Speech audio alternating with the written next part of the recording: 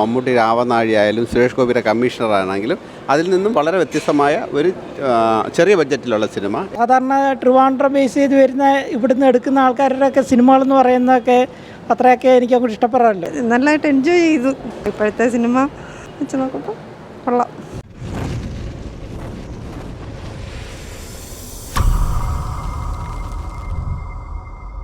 കുഴപ്പമില്ല, കണ്ടിരിക്കുക.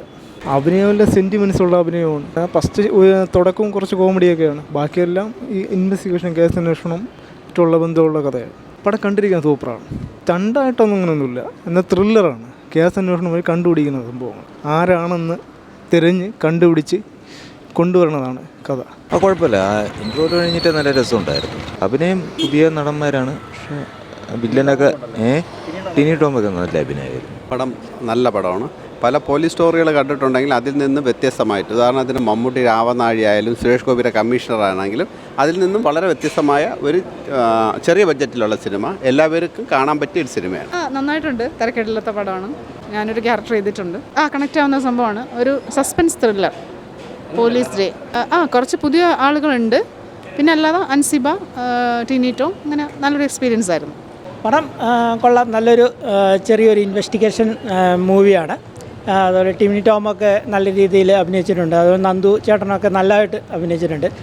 ഒട്ടുമിക്ക കുറച്ച് അല്ലാത്ത നമ്മുടെ കോമഡി ആർട്ടിസ്റ്റുകളൊക്കെ ഇതിനകത്തുണ്ട്, പക്ഷേ അവർ ഇച്ചിരി സീരിയസ് ആയിട്ടൊക്കെ തന്നെയാണ്. സെക്കൻഡ് ഹാഫ് എനിക്ക് കുറച്ചുകൂടി ഇഷ്ടപ്പെട്ടത്. കുറച്ചുകൂടെ ഒരു ത്രില്ലിങ്ങിലേക്ക് കിടക്കുന്ന സെക്കൻഡ് ഹാഫാണ്.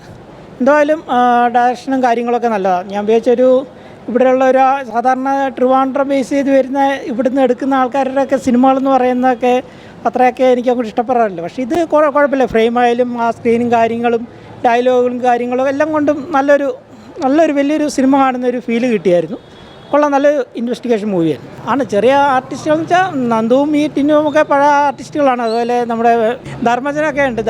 അപ്പോൾ അവരൊക്കെ നല്ല രീതിയിൽ തന്നെയാണ് ഇതിനകത്ത് അഭിനയിച്ചിരിക്കുന്നത്.